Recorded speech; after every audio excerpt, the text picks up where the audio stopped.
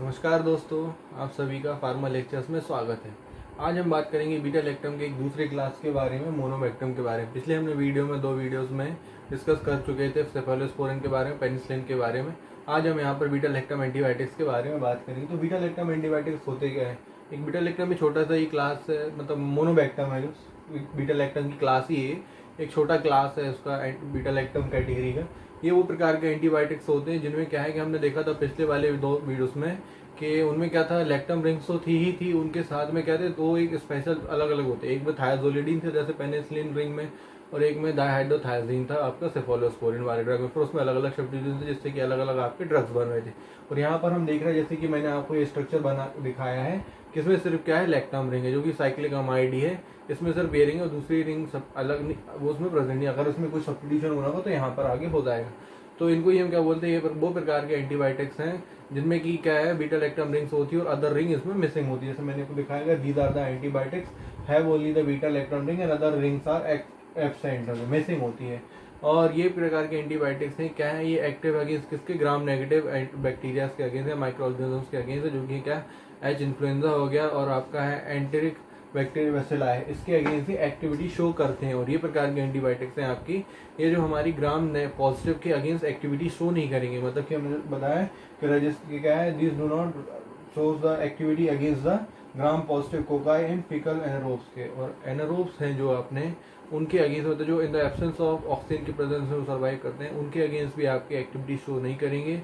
और उसके अगेंस्ट, किसके अगेंस्ट, आपके ग्राम पॉजिटिव कोकाई के अगेंस्ट भी इनकी एक्टिविटी होगी नहीं। इन एंटीबायोटिक्स, बीटा लैक्टम क्लास के एंटीबायोटिक्स की एक्टिविटी है जो सिर्फ और सिर्फ अगेंस्ट किसके एक्टिव होंगे, अगेंस्ट ग्राम नेगेटिव, जो कि एच इन्फ्लुएंजा के एग्जांपल बता दिया आपको, एक बता दिया एंट्रोबैक्टेरिया के अगेंस्ट, इनके अगेंस्ट इनकी एक्टिविटी होगी। और ये प्रकार के ड्रग्स क्या है, रेजिस्टेंस भी है, किसके अगेंस्ट रेजिस्टेंस है, बीटा लैक्टामेज के रेजिस्टेंस है।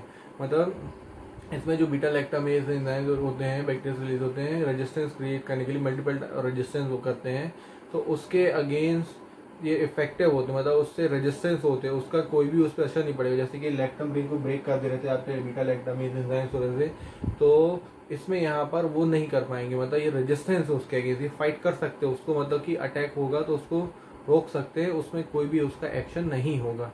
और किसके अगेंस्ट, सिर्फ और सिर्फ ग्राम नेगेटिव वाले बीटा लैक्टामेज के, पॉजिटिव नहीं, उसके अगेंस्ट रेजिस्टेंस नहीं है, पर ग्राम नेगेटिव के जो बीटा लैक्टामेज है उसके अगेंस्ट ये आपके रेजिस्टेंस है।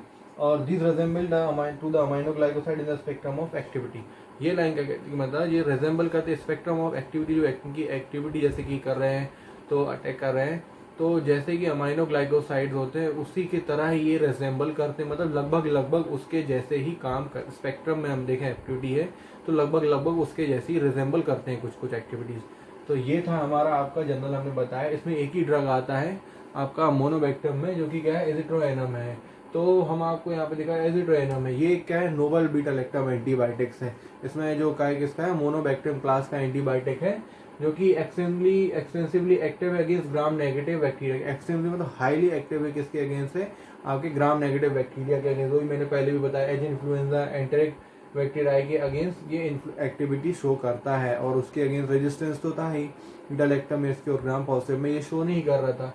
अब इसके यूजेस कहाँ होते हैं, एजिट्रोएनम के जो यूजेस होते हैं वो किसमें, हॉस्पिटल एक्वायर्ड, आपका hospital acquired infection originating from urinary. अब ये हॉस्पिटल एक्वायर्ड इन्फेक्शन होता क्या है, क्या होता है कि जब पेशेंट बहुत लंबे समय से हॉस्पिटल्स में होता है तो क्या होता है, वहाँ टॉक्सिन्स या बैक्टीरिया होते हैं, कुछ आते हैं वो इन्फेक्शन कॉज करने लगते हैं, जैसे बहुत से टाइम तक हॉस्पिटल निमोनिया हो जाता है। उस कारण मतलब क्या होता है, जो इन्फेक्शन कॉज होते हैं हॉस्पिटल में ही, जब पेशेंट एडमिटेड वगैरह है उस दौरान पे जो इन्फेक्शन होते हैं कुछ टॉक्सिन है उस चीज़ के कारण, तो उनको ही हम हॉस्पिटल एक्वायर्ड इन्फेक्शन बोलते हैं। उस पर क्या होता है, मेनली आपको देखेगा तो वेंटिलेटर वगैरह पेशेंट होता है, उस पर निमोनिया हो जाता है, हॉस्पिटल निमोनिया हो गया, ये सारी चीज़ें हो जाती है। यूरिनरी में इन्फेक्शन होने लगते हैं और साइटम तक वो लगे रहे कैथरेटर्स वगैरह के कारण, जैसे ऑरिजिनेटिंग फ्रॉम यूरिनरी, इसमें बताया भी जैसे कि ऑरिजिनेटिंग होता है यूरिनरी से।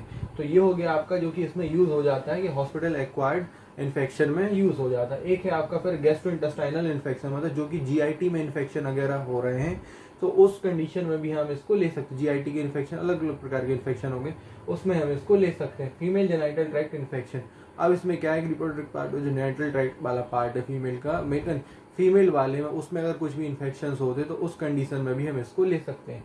एक है आपका बाइलरी इन्फेक्शन हो गया, इस बाइलरी इन्फेक्शन में भी लिवर से रिलेटेड है, बाइलरी ड्रग, उधर पे अगर कोई भी इन्फेक्शन वगैरह होता तो उस कंडीशन में भी उसको एजिट्रोएनम ड्रग को हम ले सकते हैं, ठीक है। अब इसके कुछ कॉन्ट्राइंडिकेशंस भी हैं, मतलब एडवर्स कॉन्ट्राइंडिकेशन नहीं, एडवर्स इफेक्ट्स बोलेंगे हम, जो कि मतलब अगर उसको ड्रग्स को हम लंबे टाइम तक लेते रहते हैं तो उसके कारण क्या होते हैं, वो कुछ अलग रिएक्शंस होने लगती है जो हमको चाहिए नहीं रहती, उनको एडवर्स इफेक्ट्स बोलते हैं। तो एक तो हो गया, हमने कॉमन देखा हर बीटा मतलब एंटीबायोटिक्स में कि रैशेस वगैरह होने लगते हैं, क्या होते हैं कि स्किन पे रेड पैचेस लगते हैं, रैशेस होते हैं, थोड़ा खुजलाने टाइप का होने लगता है। अब दूसरा क्या होगा कि अमाइनो ट्रांसफरेज हाई सीरम हो जाता है, इंक्रीज हो जाता है। तो इसमें क्या होता है, जो अमाइनो ट्रांसफरेज होता है ये क्या है, ALTT। इसमें मैं आपको इधर पे मेंशन भी कर देता हूँ, यहाँ पे इससे ALTT है ये, इसको बोलेंगे यहाँ पे आपको थोड़ा सा रेड कर देता हूँ।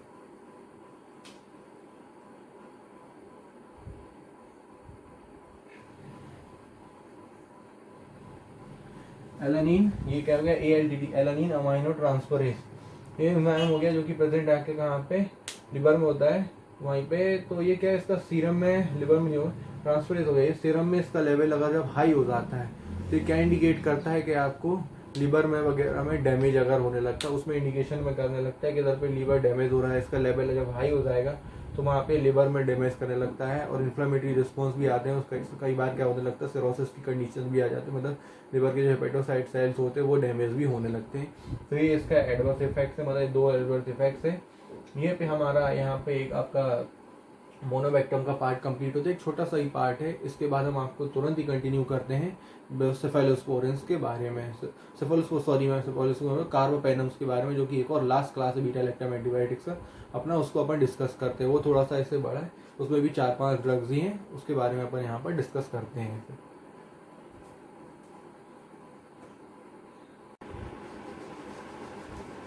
चलिए, अब हमने पिछले अभी बात कर रहा था थोड़ी देर पहले ही हमने के मोनोबैक्टीरियम के बारे में, अब हम यहाँ पर बात करते हैं कार्बापेनम के बारे में। हमारा लास्ट क्लास है जो बीटा लैक्टम एंटीबायोटिक्स का, इसके बारे में डिस्कस करते हैं। कार्बापेनम हमने मोनोबैक्टीरियम में देखा था, वहाँ पे क्या था कि आपके जो इसमें बीटा लैक्टम रिंग्स थी, सिर्फ बीटा लैक्टम ही रिंग उसमें मिल रहा था, और बाकी ये जो साइड वाला रिंग था जैसे इसमें बना हुआ है, तो ये चीज़ उसमें एब्सेंट थी। बाकी हम आपको अलग दिखते हैं सारी क्लास में, जैसे आपने देखा पेनिसिलिन में देखा, सेफलोस्पोरिन में देखा, और इसमें देखा कार्बापेनम्स में। तो इसमें ये दो रिंग्स हो, पर उस मोनोबैक्टम में क्या है कि एक ही रिंग थी, सिर्फ लैक्टम रिंग्स थी। तो कार्बापेनम्स होते क्या, कार्बापेनम्स क्या है, एंटीबायोटिक्स हैं, broad spectrum antibiotic, active against both gram positive as well as gram negative aerobes and anaerobes. ये वो प्रकार के एंटीबायोटिक्स हैं, बीटा लैक्टम क्लास के एंटीबायोटिक्स हैं, जो कि gram positive plus gram negative के अगेंस्ट और एरोब्स तो के साथ साथ में एनारोब्स के अगेंस्ट भी एक्टिव है। कुछ हमने देखे थे कि वो एनारोब्स के अगेंस्ट एक्टिव थे, इनएक्टिव थे, वो एक्शन शो नहीं करते, पर ये एनारोब्स के अगेंस्ट भी एक्टिव हैं ये, ठीक है। तो ये यूजफुल होते हैं कि इसमें मिक्स बैक्टीरियल इन्फेक्शन होता है, मतलब अलग अलग प्रकार के, जैसे बहुत सारे इन्फेक्शन बैक्टीरिया आ गए, अलग अलग क्लास के बैक्टीरिया आ गए, उस प्रकार का जो इन्फेक्शन होगा, उनसे जो इन्फेक्शन कॉज होगा, डिसीज कॉज होगी, उस दौरान हम इनको क्या है यूज कर सकते हैं, उस टाइम पे अच्छा काम करेंगे। अब ये हम देखें कि जो इसका क्लासिफिकेशन देखें, मतलब कि ये ड्रग है जो कार्बापेनम्स की, ये आपके कितने 4 उसमें डिवाइडेड करे गए हैं, 4 पार्ट, 4 इसमें 4 से 5 ड्रग्स होंगे, कितने 5 ड्रग होंगे इसमें, 4 से 5 ड्रग्स हैं। तो उसमें कौन कौन से, आपका इमीपेनम है, एपीपेनम है, डोरीपेनम है, फेरोपेनम है, एक्स्ट्रोपेनम है, ऐसे करके कुछ ड्रग्स हैं, मीरोपेनम ड्रग्स हैं। ये 4-5 इसमें ड्रग्स आते हैं, उसके इंडिविजुअल हम ड्रग्स के बारे में बात करते हैं। यहाँ पर क्या होते हैं ये, इसके मैकेनिज्म हमें देखेंगे तो ये सेम ऐसी वैसी कम करते हैं, जैसे कि हमने देखा था पेनिसिलिन उसके जैसे ये काम करते हैं, वहीं पर जाकर उसको अलग करते हैं। और इसके हम इंडिविजुअल ड्रग्स के बारे में बात करते हैं। इंडिविजुअल ड्रग में सबसे पहला ड्रग है हमारा जो कौन सा है, इमीपेनम है। इमीपेनम, ये इमीपेनम है जो फर्स्ट ड्रग है इसका, किसका, कार्बापेनम, उसका एक्सट्रीमली पोटेंट ड्रग है और एक्टिव है किसके अगेंस्ट है, ब्रॉड स्पेक्ट्रम ऑफ एक्टिविटी है इसकी, क्या है, broad spectrum of beta antibiotic, मतलब इसमें ब्रॉड रेंज है, मतलब ग्राम पॉजिटिव भी आ रहे हैं, कुछ नेगेटिव भी आ रहे हैं, एरोब्स भी आ रहे हैं, कुछ एनारोब्स भी आ रहे हैं। ये सारे के अगेंस्ट इसकी एक्टिविटी अच्छी है, और ये एक्टिव है अगेंस्ट किसके, अच्छा ज़्यादा एक्टिविटी जो शो करेगा इसके, एक्टिव है किसके, ग्राम पॉजिटिव के अगेंस्ट इसकी एक्टिविटी बहुत अच्छी होगी, ये इमीपेनम की, ठीक है। अब एग्जांपल्स हैं कुछ किसके क्या है, ग्राम पॉजिटिव कोकाई हो गए, सुडोमोनास, एरिजोनास हो गए, और एंट्रोबैक्टीरियासी है, ये इनके अगेंस्ट इसकी एक्टिविटी अच्छी शो करता है। ये ग्राम पॉजिटिव भी कुछ बैक्टीरिया हैं ऑर्गेनिज्म से इसके अगेंस्ट है। और साथ साथ में क्या है, जैसे resistance to the beta lactamase also, gram negative beta lactamase resistance against beta lactamase के अगेंस्ट इसकी एक्टिव रेजिस्टेंस रेजिस्टेंस है, मतलब बीटा लैक्टामेज इसको कुछ भी इफेक्ट नहीं करेगा। और पेनिसिलिन प्रोड्यूसिंग भी हैं, कुछ स्टेफिलोकोकस हैं जो कि प्रोड्यूस करते हैं, उसके अगेंस्ट भी ये रेजिस्टेंस है। आपके मर्सा के अगेंस्ट है, मर्सा भी मेथिसिलिन रेजिस्टेंस स्टेफिलोकोकाई ऑरिसिस ये है, तो उसके अगेंस्ट भी इसकी क्या है, रेजिस्टेंस है, मतलब ये कुछ भी इफेक्ट्स नहीं करेंगे। ये हमारा था किसके बारे में, इमीपेनम के बारे में। अब क्या है कि हमारा ये इजीली हाइड्रोलाइज हो जाता है। क्या होता है कि लिवर में हमारे पास एंजाइम्स होते हैं, डिहाइड्रोपेप्टिडेज एंजाइम्स होती है, क्या करते हैं, हाइड्रोलाइसिस कर देते हैं। तो इससे क्या होता है कि ड्रग हमारी डिग्रेड हो जाती है, हाइड्रोलाइज हो जाती है, तो उससे एक्शन अच्छा नहीं आ पाता है। तो इमीपेनम जैसे हमें दी लिवर में जाएगी, डिहाइड्रोपेप्टिडेज के द्वारा क्या हो जाएगी, हाइड्रोलाइसिस हो गया। उस हाइड्रोलाइसिस के कारण क्या होगा कि फिर हमारा एक्शन अच्छा नहीं मिल पाएगा। तो उस हाइड्रोलाइसिस को रोकने के लिए हम इसको क्या करते हैं, कॉम्बिनेशन क्लेस्टिन के साथ दे देते हैं, जो कि क्या हमारी एंटी कैंसर ड्रग होती है, आपको विंका वगैरह उससे मिलती है, कन्फर्म उससे ही मिलती है। तो उसमें इसकी इफेक्ट अच्छी हो जाएगी, मतलब जो कॉम्बिनेशन देंगे जब सिलेस्टेटिन और प्लस इमीपेनम के साथ में जब कॉम्बिनेशन में देंगे, तो ये जो रिवर्सिबल इनिवेटर के तौर पे वर्क करेगा। कैसे कि मतलब जो रिवर्सिबली इनिवेट कुछ टाइम तक इनिवेट उसको कर देगा, डाइहाइड्रोपेप्टिडेज के जाकर बाइंड करेगा, उसको इनिवेट कर देगा, और फिर जैसे ही उसका काम हो जाएगा तो फिर उसमें हो जाएगा रिवर्सिबली, मतलब कुछ दौरान बाद वो हो जाएगा, ये है ना, मतलब डायरेक्ट वो नहीं करेगा, मतलब परमानेंट वाला नहीं हो रहा, रिवर्सिबल हो रहा, कुछ टाइम बाद अलग भी हो जाएगा। तो ये क्या है, जब हम कॉम्बिनेशन में देंगे तो उससे क्या होगा कि कॉम्बिनेशन में देने से हमारा जो उसमें क्या हो रहा था, हाइड्रोलिसिस हो रहा था, वो हाइड्रोलिसिस नहीं होगा, तो उससे एक्शन उसका अच्छा मिल जाएगा। तो इसके कारण जो सिलेस्टेटिन है और इमीपेनम के कॉम्बिनेशन के कारण हमको पता है, क्योंकि एंटी कैंसर ड्रग होता है, तो हम इसको किस में दे सकते हैं, आपके कैंसर में ही दे सकते हैं। कैंसर में क्या दर पे कैंसर में तो हम खत्म कर ही रहे हैं, साथ साथ में कुछ बैक्टीरिया वगैरह ना ग्रोथ हो तो उसके लिए काम करेगी आपकी इमीपेनम, और वायरस वगैरह के लिए करेगी सिलेस्टेटिन। तो उसमें हम कैंसर पेशेंट्स में दे सकते हैं, एड्स पेशेंट में, एक्वायर्ड डिजीज में, न्यूट्रोपेनिक पेशेंट्स में दे सकते हैं, उस कंडीशन में भी हम इसको दे सकते हैं। पर इसके जो क्या है, जो इन ड्रग्स में कार्बापेनम्स के ड्रग में है, तो इनके जो एडवर्स इफेक्ट वगैरह हम देखें तो सारे ड्रग्स में आपको देखेंगे कि रैशेज होंगे, ये सारे सीजर होंगे। पर जो मेनली जो सीजर्स होते हैं रेयर केसेस में होते हैं, वो किसके कारण होते हैं, इमीपेनम ड्रग के कारण होते हैं, और पीडियाट्रिक पेशेंट में होते हैं, ज़्यादातर पीडियाट्रिक पेशेंट्स में होते हैं सीजर, उनमें ही कंडीशन बनती है ज़्यादातर ये सीजर्स आने की, मतलब उनको झटके आने लगेंगे वहाँ पर, ठीक है। अब हम यहाँ पर बात करते हैं, आपका मेरोपेनम है। मेरोपेनम क्या है आपका, ये भी कार्बापेनम क्लास का ही ड्रग है, न्यूअर ड्रग है, और ये क्या है उसके इसमें मतलब कोई भी जो, जैसे कि हमने देखा था इमीपेनम है, इमीपेनम हाइड्रोलाइज हो जा रहा था, पर इसमें हाइड्रोलाइसिस नहीं होगा, इस पर डाइहाइड्रोपेप्टिडेज जो है, डिहाइड्रोपेप्टिडेज है, किसका एंजाइम का कोई भी इफेक्ट शो नहीं होगा, तो इसको हमको कॉम्बिनेशन में देने की ज़रूरत नहीं होगी। रीनल उससे पेप्टिडेज से उसमें कुछ भी वो चेंज नहीं होगा। तो इसके भी सेम ही जैसे वो ये वॉमिटिंग है, डायरिया, ये सारी चीज़ें कॉज करता है। रेयर पर जो हमने देखा कि सीजर ये भी कॉज करता है, सेम एडवर्स इफेक्ट्स ही इनके इमीपेनम के मेरोपेनम्स के, पर उसमें क्या है कि जो एक्सेप्ट में देखें उनके ज़्यादातर चांसेस जो बनते हैं वो इमीपेनम के बनते हैं, रेयर केसेस में बनते हैं, और वो भी हमेशा ही नहीं, रेयर केसेस में बनते हैं। अब हम यहाँ पर बात करते हैं एक और दूसरा ड्रग है, इसका डोरिपेनम है। ये भी क्या है, एक्टिव है against both gram positive plus gram negative bacteria के अगेंस्ट है, और एक्टिव है अगेंस्ट रेजिस्टेंट स्यूडोमोनास विच इनिवेट करता है और किल करता है बाय द पेनिसिलिन। क्या है कि ये भी एक हमारा ड्रग है जो कि एक्टिव अगेंस्ट किसके, दोनों ग्राम पॉजिटिव के अगेंस्ट ग्राम नेगेटिव के अगेंस्ट है। और क्या है, रेजिस्टेंस मतलब जो किसके अगेंस्ट एक्टिव है, जो कि स्यूडोमोनास है, जो कि रेजिस्टेंस के अगेंस्ट किसके, पेनिसिलिनेस के अगेंस्ट रेजिस्टेंस है, मतलब कि वहाँ पे पेनिसिलिनेस कोई भी काम नहीं कर पा रहा था, तो उसके अगेंस्ट भी ये, उस एंजाइम के अगेंस्ट भी ये ड्रग है हमारा जो डोरिपेनम है, उसके अगेंस्ट भी एक्टिव है, वहाँ पे नहीं था। और ये not susceptible to renal peptidase enzyme, और ये रीनल पेप्टिडेज एंजाइम वगैरह होते जैसे कि वहाँ पे लिवर में हुआ ये थे, तो उनके भी ससेप्टेबल नहीं है ये, ठीक है। अब आपका एक और ड्रग लास्ट मतलब लक्ष्य है फेरोपेनम है। ये फेरोपेनम में क्या है, ये भी क्या है, एक्टिव है against both gram positive and gram negative है, एक्टिव अगेंस्ट एनारोब्स के, एक्टिव है किसके, एनारोब्स के अगेंस्ट भी एक्टिविटी शो करता है।